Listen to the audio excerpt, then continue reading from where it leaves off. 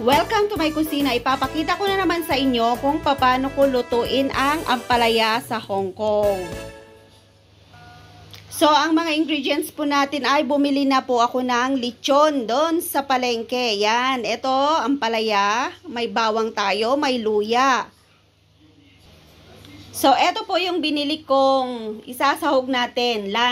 Lechong baboy. Yan. Binili ko po sa palengke yan kaninang umaga. So, ito po yung ihahalo natin. So, luto na po yung ating sahog. So, ngayon po ay huhugasan natin yung ampalaya at hihiwain natin. So, hugasan po natin to. Kasi nakikita nyo, baka mayroon pang ano dyan, mga, ano tawag nun, lupa-lupa.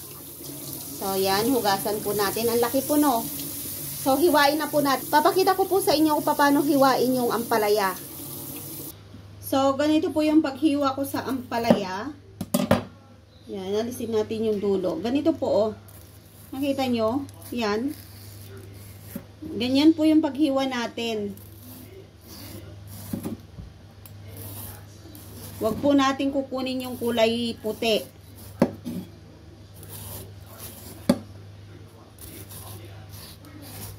Yan, ganyan po yung pagkuha natin sa ampalaya.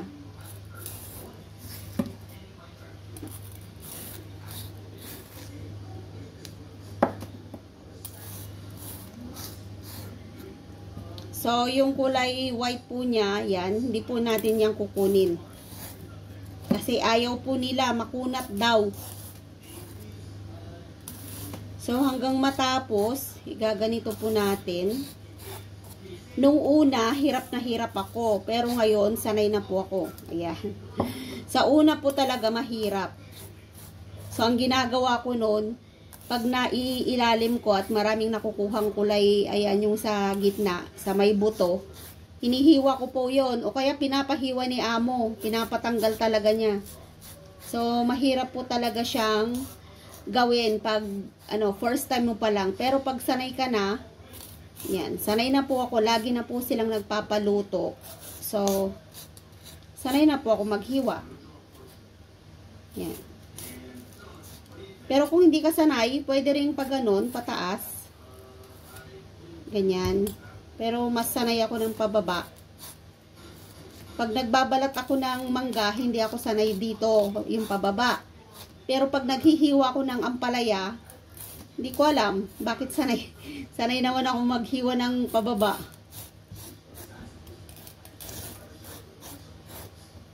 Nakokontrol ko naman pag pababa yung yung hiwa ko.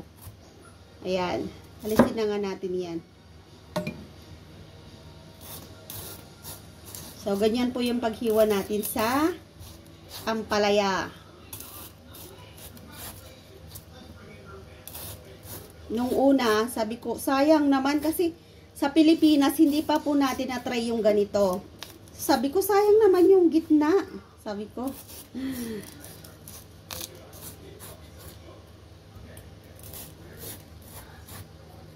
Mayroon pa nga puti-puti, oh. Gusto nila, wala yan. Pero mamaya tatanggalin natin. Sa una po talaga, mahirap. Mahirap siyang gawin. Dati, ginaganon ko siya, oh. Pwede namang ganyan. Yan. Depende na po sa inyo kung anong gusto nyong hiwa. Kung saan kayo sanay.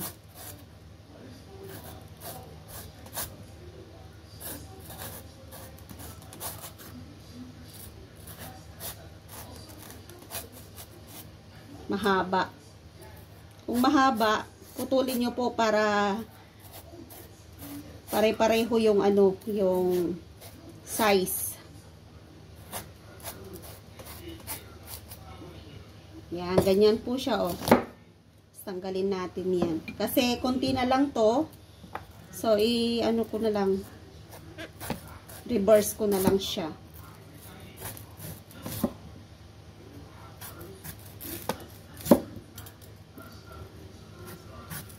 Yan, kung mahaba, putulin nyo na lang po para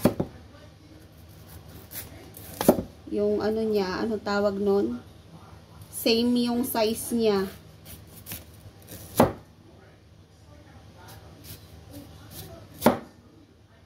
So, yan po, oo, tingnan nyo. So, ang gagawin natin dyan, pag ano, yan. Sana yung mahaba. Yan na nga yung mahaba. So, ganyan po yung paghiwa ko ng ampalaya dito. So, ilalagay na po natin sa plato at maghihiwa po ako ng ano, ng bawang. Yan, lagay natin sa ating lalagyan. Ilagay muna natin sa plato kasi maghihiwa pa ako ng bawang. Hindi na po natin huhugasan ito at saka hindi na rin po natin lalagyan ng kung ano-ano pang mga asin dyan sa tubig. Pag nahiwa na po kasi ang ampalaya, wag mo nang babasain ng tubig para hindi lalong pumait. So, yun po yung pagkakalam ko. Hindi ko na nilalagyan to ng asin. So, maghiwa tayo ng, gusto kasi nila, laging may ano, may luya. So, maglalagay ako ng 4 na luya. Tsaka maraming bawang.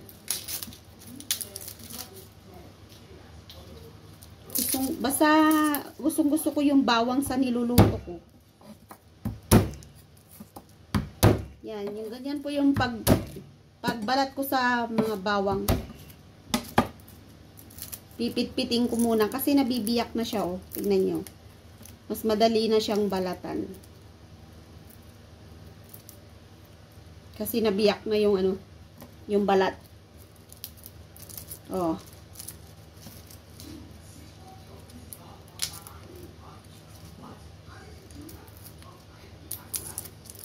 Tapos, pipit-pitin natin to at i-chop.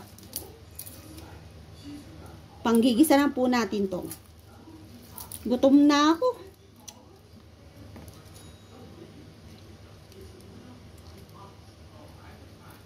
Ayaw naman nito.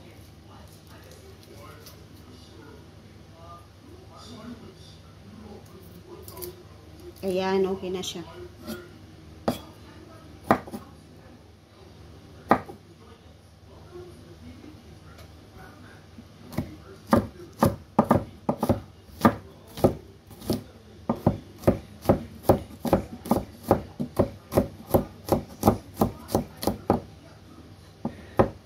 Yan, okay na to. So, magigisa na po tayo.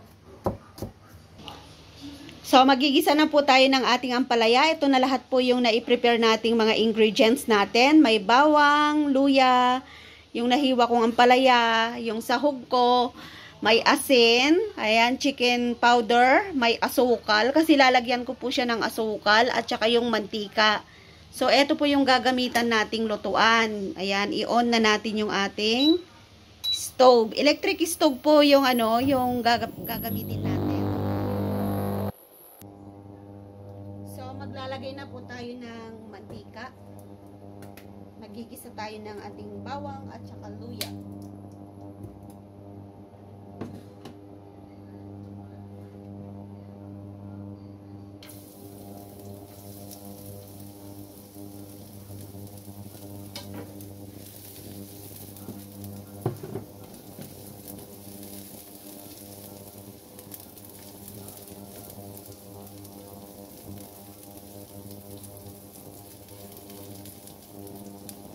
Siyempre po, yung stove po natin ay hindi malakas ang apoy kasi electric stove po siya. So, matagal po talagang mag-brown yung kanyang tawag dito, bawang.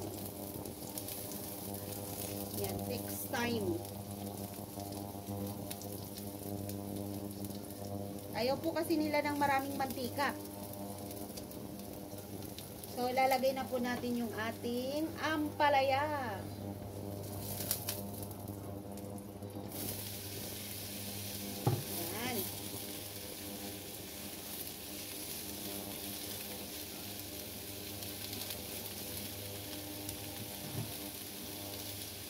So, yung ampalaya po ay ipiprito natin konti para matanggal yung katas niya.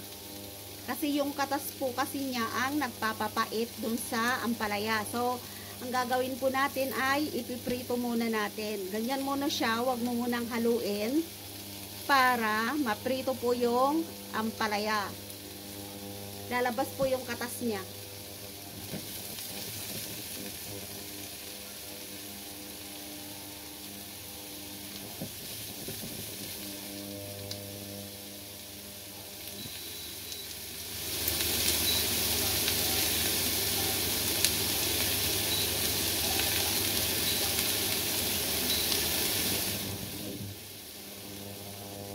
haluin na natin.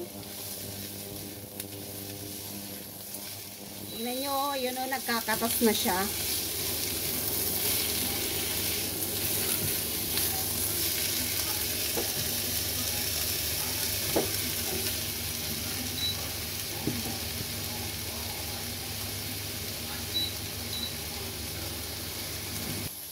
So ngayon, maglalagay na po tayo ng pampalasa. Ang unang ilalagay ko yung asukal.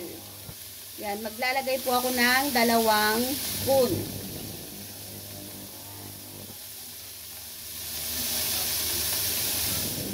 Yan, tama na yan. Medyo maano na siya. Tapos, asin. Ang laki na naman ng asin na binili ni Amo. And, syempre, pro-promote natin yung chicken powder nila. Yan.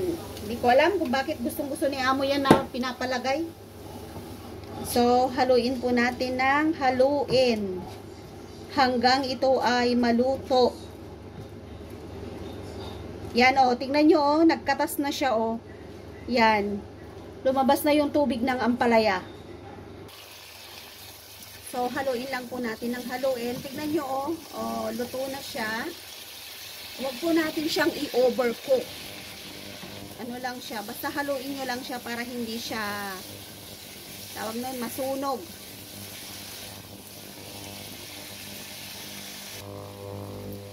Po, diba ang sarap? So, ngayon po ay luto na yung ating ampalaya. Ganyan, hindi po siya overcook. So, ang gagawin natin ay ilalagay na natin yung ating sahog. Yan. Tapos, haluin po natin ng haluin.